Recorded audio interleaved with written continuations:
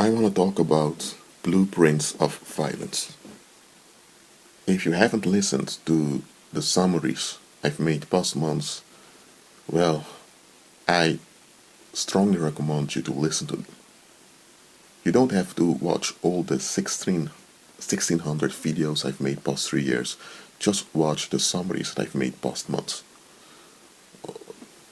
There are audio recordings, but okay, I'll continue here. Blueprints of violence. As I have explained before in a previous summary, history is a cycle. It's a cycle of conflict.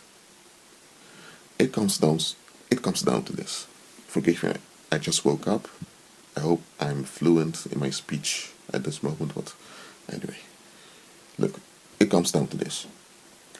Somewhere in time, there was tension. To find relief from the tension, a community established a pattern. And this pattern existed out of a duality. You had the center, which is often symbolized as a female, a feminine center, and you have the what they call in Greek the peripheria. That's the border. Well, it's also called ghettos in some cases, but to just understand this, there is a duality. The community that has tension wants relief from tension. The tension is generated by the community itself, by rivalries, by people being upset, by frustration. It happens automatically. Now, when the tensions become so overwhelming that it's harming everyone in the community, mentally, emotionally, physically, what happens then? The community establishes a pattern. There's a duality, and this duality exists out of us versus them. Who are them? Them are people from the community that are singled out as victims of the community, and the whole tension of the community is channeled onto those people. And as a consequence, you have a overwhelming relief that takes place, and this relief is so powerful that it binds people together. And because this binding together is so strong, it feels so certain, and because it works well societally, it works well in society, people want to hold on to that relief.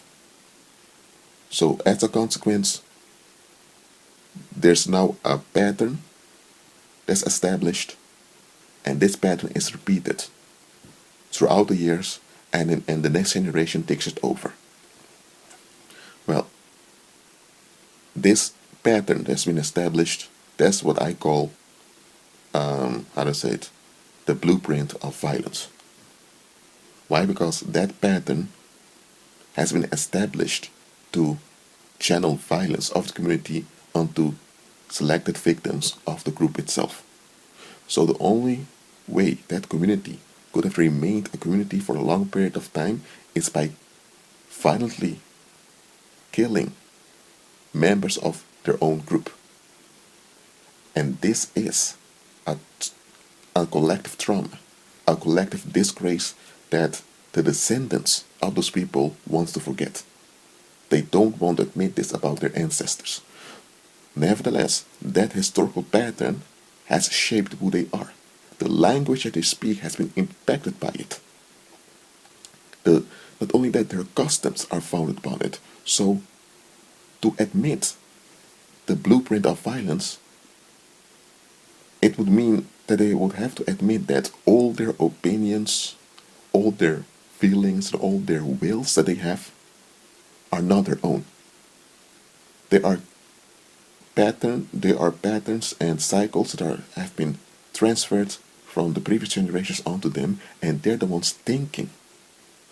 They have a thinking, but they're the ones thinking that they have an individual free will, an individual separate will. Well, that's not the case. Then they would also have to admit that their whole fight to seek vindication for their will is also pointless.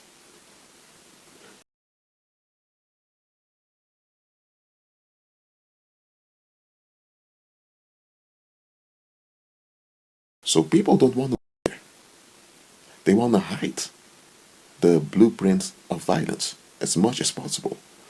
So what they're doing is they are denying that the violence exists. And if the violence surfaces, they blame the victims. By doing this, they are repeating the same original event that founded the community of their ancestors. Why am I speaking about this?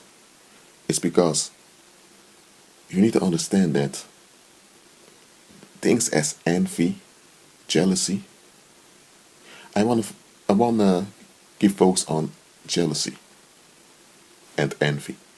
There are two sides of the same coin. In Latin you have the word invidia or invidia. But okay, I'll just use the English words jealousy and envy. Jealousy and envy are often seen as individual issues. Some look at the sociological, look through the sociological lens. Others look through the anthropological lens. Others through the lens of psychology. It doesn't matter which, which glasses you put on. The issue is there, jealousy, envy. But hold on, let's look at it from the spiritual perspective.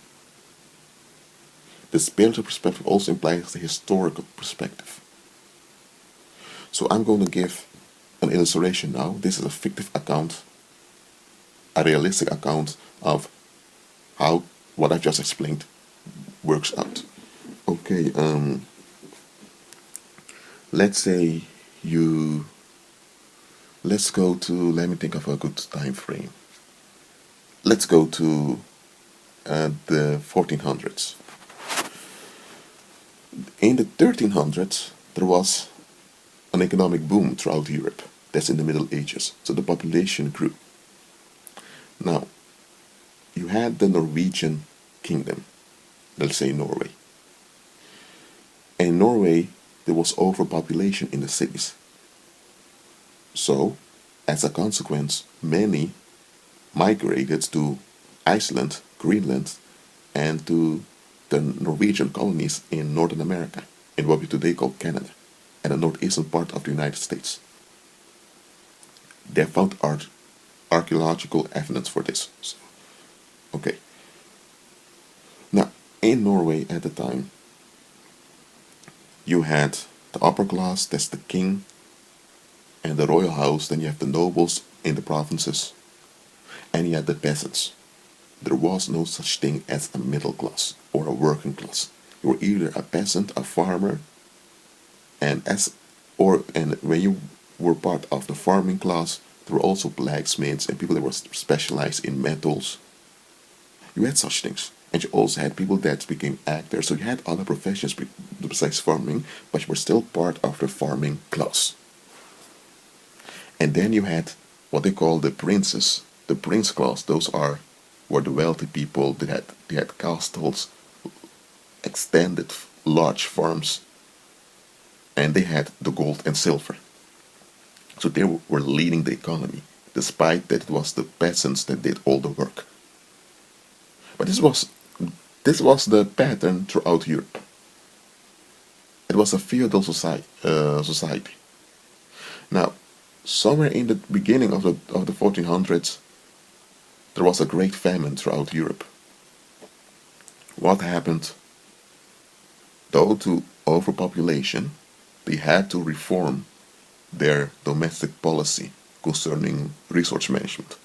This didn't happen because people were used to the past. What happened was that, as a consequence, not only in Norway, but many people died. Throughout Europe, historians say that about around 100 million people died. That's only Europe. Well, that's a lot of people. And in Norway at the time, a large part of the population died off. I mean it, they died off. Both from the princes, from the ruling class, as from the peasant class, people died. Now, as a consequence, Norway was not that powerful naval empire it used to be.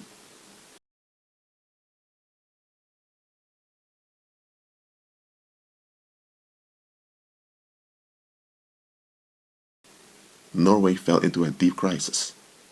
So what happened was that there were people from Denmark, from the ruling class, that had investments in Norway.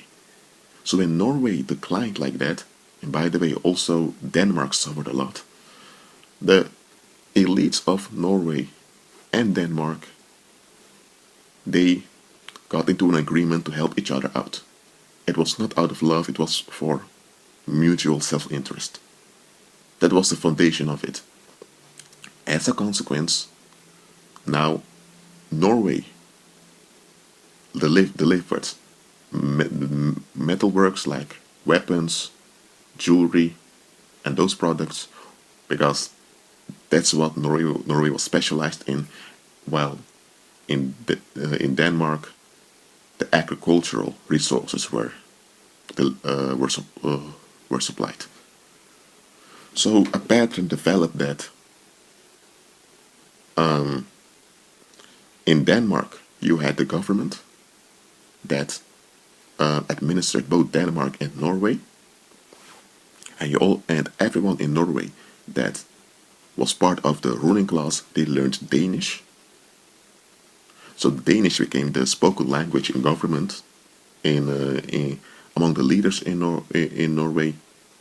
They would get their education in Norway, in Denmark also, and then at the same time the farmers of Denmark, they would be taxed heavily in order also to supply food to Norway. Well, this was a pattern that was established in a period of time, in a period. But hold on a minute. That period passed away. The population of Norway grew, but still people were used to that pattern, to this codependent pattern, and even led to that the king of Denmark was also king of Norway, even though his power base was in Denmark. Norway remained a separate country with separate laws, but under the same administration.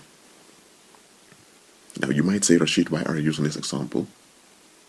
Well, this is a blueprint of violence. Why?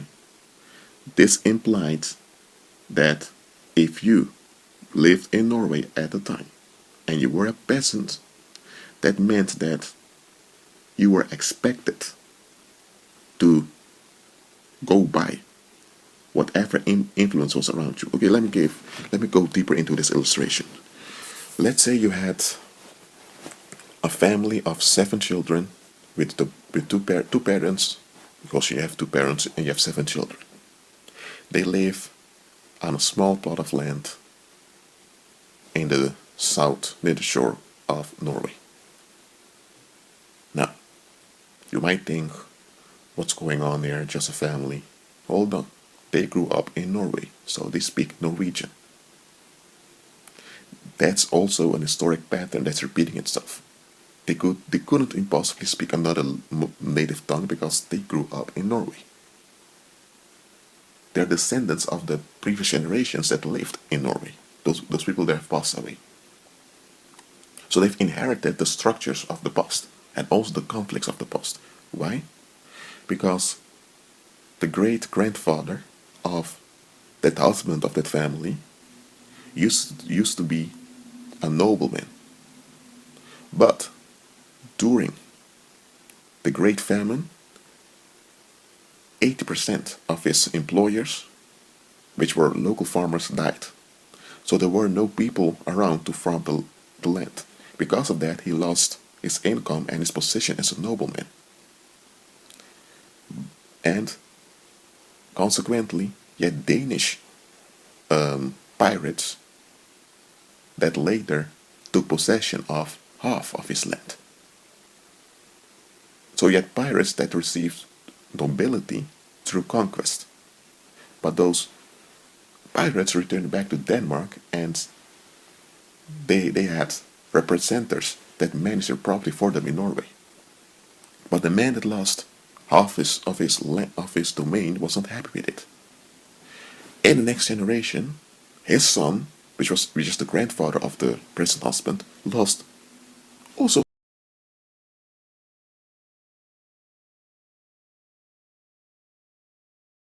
half of what they had. So their domain shrunk. And here's another thing, many of the farmers, the new farmers that were there, chose to live in towns. So they had a large plot of land but became useless because they had no one to work for them. So at the end of that man's life, his son, which is the father of the present husband, didn't have an estate anymore. The only thing that man was left with is a small house with a small plot of land, and the rest of the land he couldn't say it was his because it became a wasteland. So that's how things developed. But that anger that the great grandfather had, it has affected his posterity. That great grandfather also had many other children, and half of his descendants now live in the city. The other half moved to Denmark. But those that went to Denmark and those went into the cities in Norway, they carried that pattern of bitterness with them. So those that lived in cities, because they didn't want to acknowledge the defeat of their ancestors, they developed cognitive dissonance, and they developed this emotional wall against the peasant class. And they would praise themselves that they are civilians living in cities.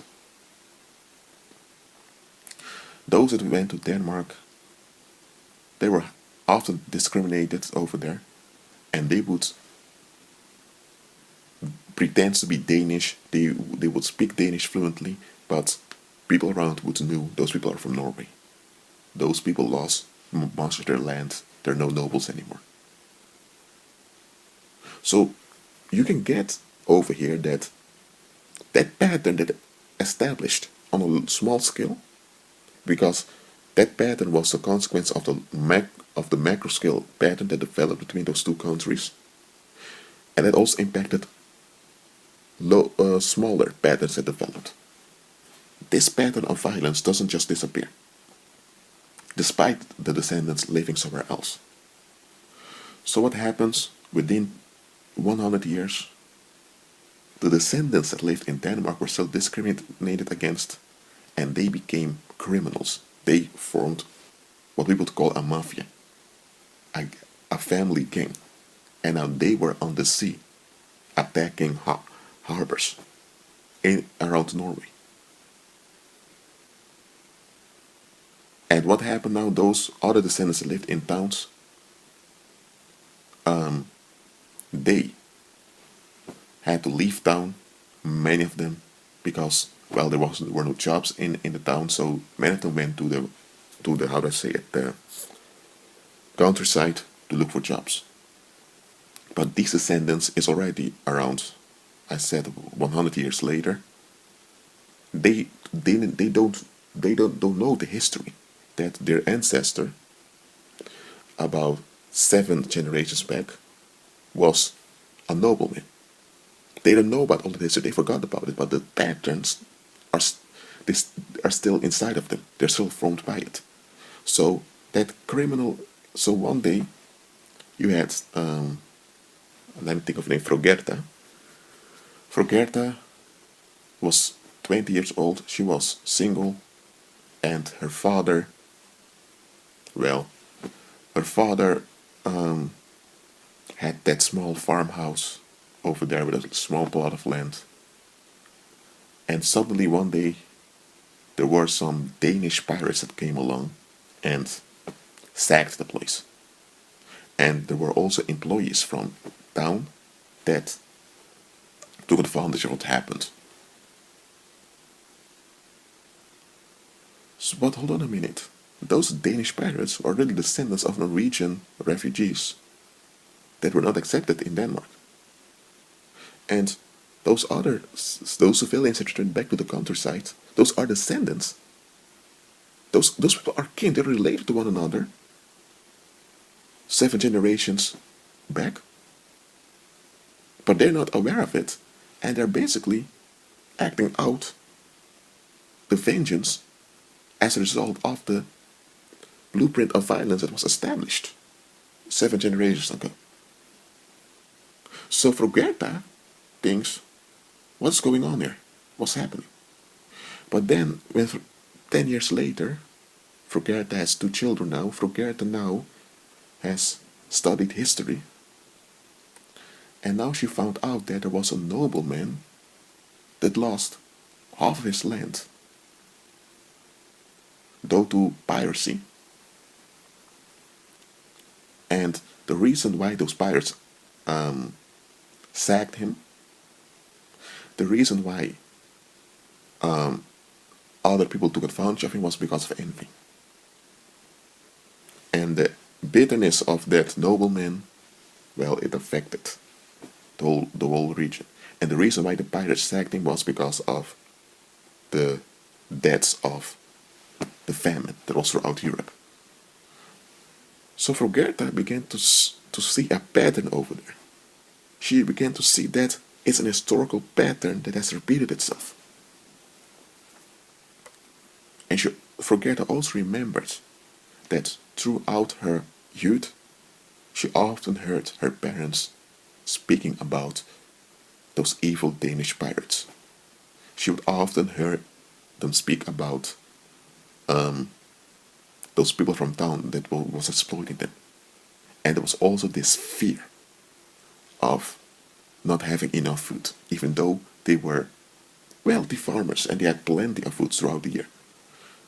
Frogerta never understood why her parents were so worried about lack of food or afraid of pirates. But now she understood. Why have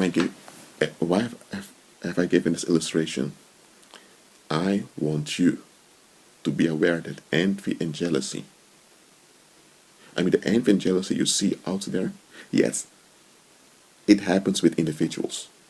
Individuals begin to compare themselves with others, and because of this comparison, 99% of the time they feel bad because of it, because they are imagining that they are comparing the knowledge of their circumstances with the performance of someone else, without considering what's behind the scenes happening to that other individual. So of course, when you do this, you're going to feel bad about yourself. And often those people project that bad feeling upon the one that they compare themselves with. So now they're blaming someone else for the feelings they have generated within themselves by doing something they shouldn't have done in the first place. So yes, envy and jealousy happens by individuals. And you also have demons of jealousy and envy that often initiate this and put this into action within individuals. That's all true. But understand this, envy and jealousy aren't just things that happen with individuals and often aided by evil spirits. Jealousy and envy are inherent in the structure of this world. The whole foundation of the nations of this world have to do with envy. As I mentioned before, it's when there are tensions in a community, and because they want to relieve, they accuse members from their own group and they charge them with their tensions and they kill those victims, or they kill them slowly over time. So what happens? Others in the community want to join the perpetrators to be safe.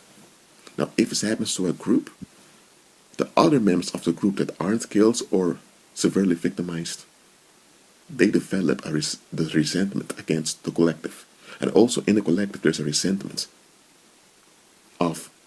so it's because people don't want to take responsibility. And within their descendants, the descendants don't want to deal with the reality about what's going on. So they have resentment against the truth also. So whenever someone else within that community now leaves the historic pattern, people become envious and jealous. I'm informing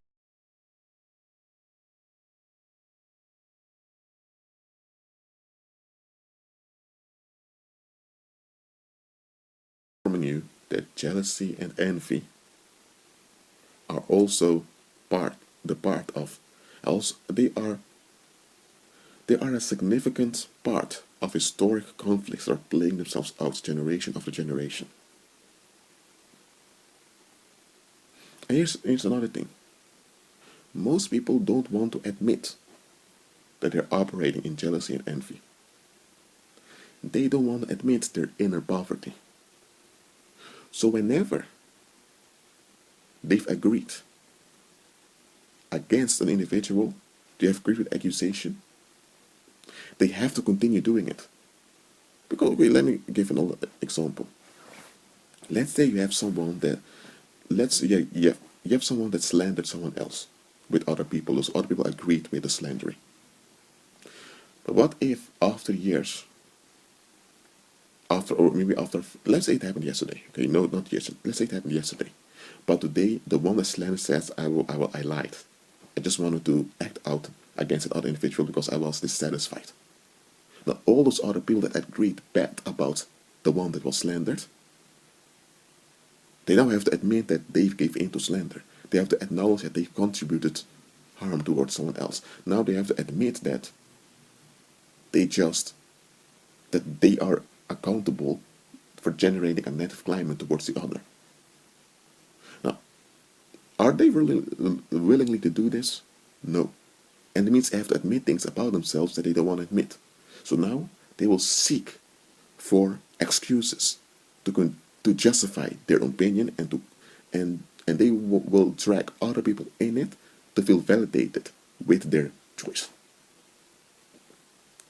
So even if the original perpetrator repented, those other people that agreed with him or her still want to defend their agreement against the original victim.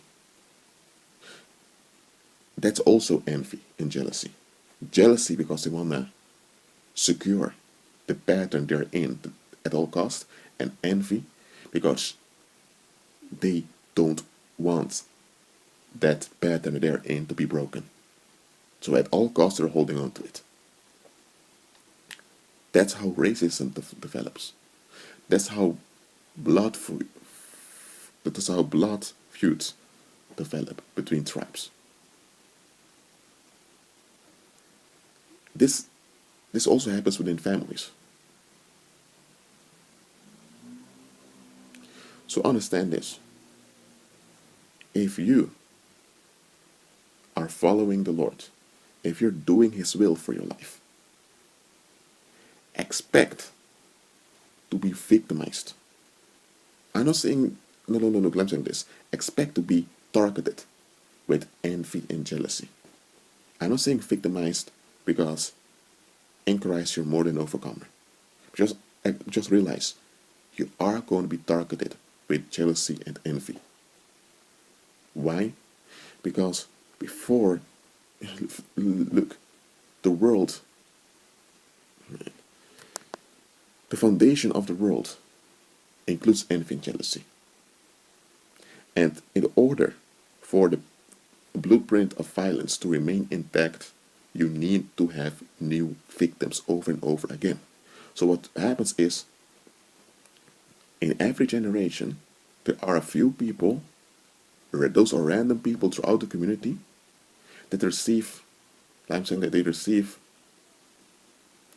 a mark of hatred by the environment.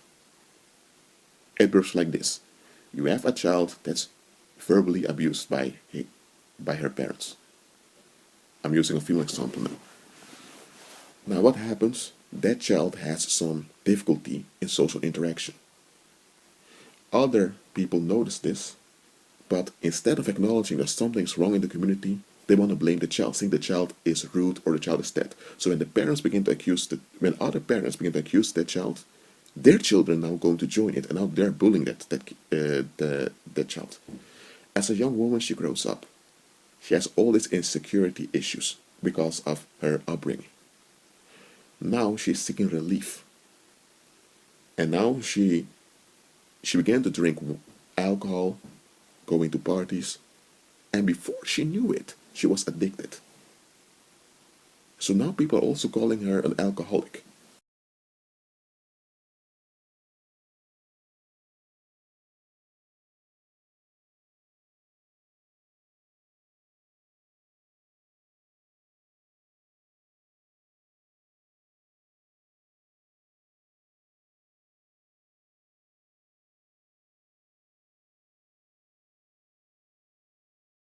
Now people have some kind of justification. I say quote unquote justification. It's not a real justification, but now they have an excuse. I'm saying an excuse for keep victimizing her. Besides that, she's also promiscuous, sleeping around here and there. Now, anyone and people that don't know about her past, that pass by, they see that she's addicted to alcohol and she's promiscuous, and now they're going to act out against her also. So now they're becoming involved in a conflict also. What happened to that woman is she has a mark of hatred upon her. It's something that happened by default. It's something that happened randomly, but she has that mark upon her. Now, does she bear responsibility for her way of thinking and her actions? She does. But however, she didn't become that way in a vacuum. Everyone around her that witnessed her growing up, and also those other people that came later that encountered her, they're all responsible towards her for what they contributed to her. Why? Because if she was a child, when she was a child, if other people around would have rebuked her parents and sought for her safety, she wouldn't have developed and become like that. Yes, she has responsibility, but she's not completely responsible. Look, if someone would point out what has happened and would have told her you need to be delivered and she refused deliverance, okay, then it would be her because she had. But even if she would become wicked herself, then it would be her becoming wicked, not those other people. But those other people did contribute to the direction that she went in and that she later became wicked. But here's the thing. As I mentioned before, people don't want to admit their contribution to historic violence. They don't want to admit that they are perpetrators also, that they are perpetrating the past. So when someone is in a bad condition, they tend to,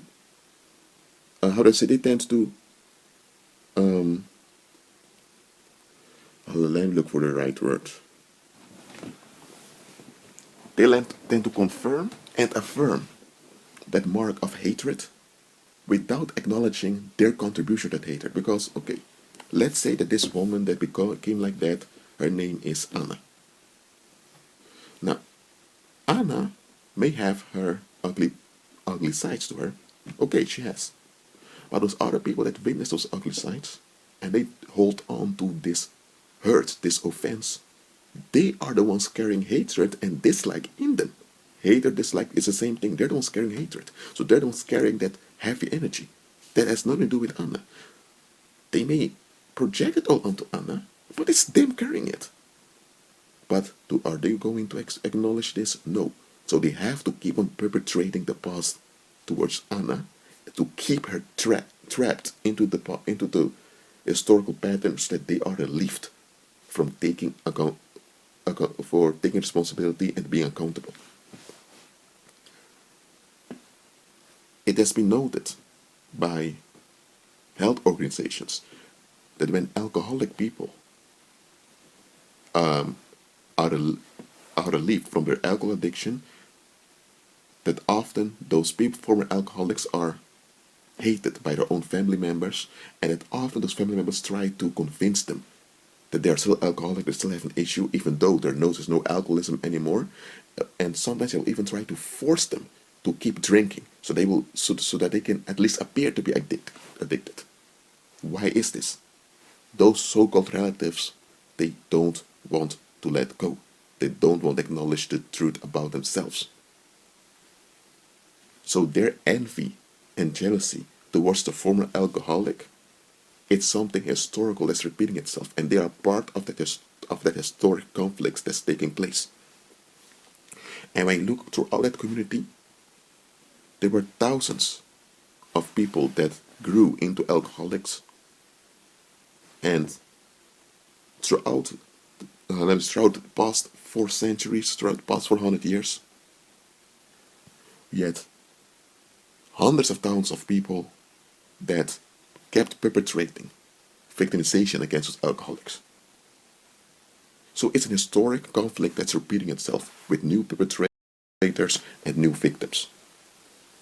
Now look, if you notice that there's some historic pattern that's haunting you, look, don't think it's something strange, because everyone on earth has something that haunts them. You may not have the same kind of stuff haunting you, but everyone on the earth has something haunting them. Everyone. Most people are just not aware of this, and those that are aware often don't talk about it.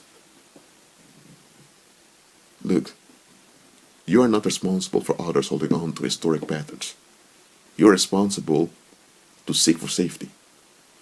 And look, once you are delivered, you are delivered. That doesn't mean that once you're delivered, there are no attacks coming upon you. Especially when you're delivered, there are going to be attacks. But just realize, be delivered. There is no such thing as falling back. That's a lie. You can be attacked a lot once you're delivered. But understand this. People that aren't delivered, they are loved by the world. Didn't Jesus say the world loves his own? He was not speaking about that emotional warmth that married couples feel towards one another. He wasn't talking about that. The world loving its own simply means the world is familiar with their own and they're sustaining their own. So you can have an alcoholic child molester, and they would rather put up with that alcoholic child molester than with someone that's free, born again, filled with the Holy Spirit. Why? Because the alcoholic child molester is still part of the historic conflict that they also are a part of. So they recognize themselves. But once you're born again, you're free, and your light is going to expose their darkness, and they don't want that. So even if you're hardworking, you have your job, you're not bothering anyone, and you're paying the loss of the land, you're paying your taxes, there's no disturbance coming from you, they're still going to be upset with you purely because you are born again. You're not part of the world. What happened to Jesus? What happened to him? Didn't they choose Barabbas? Didn't they prefer Barabbas above Christ?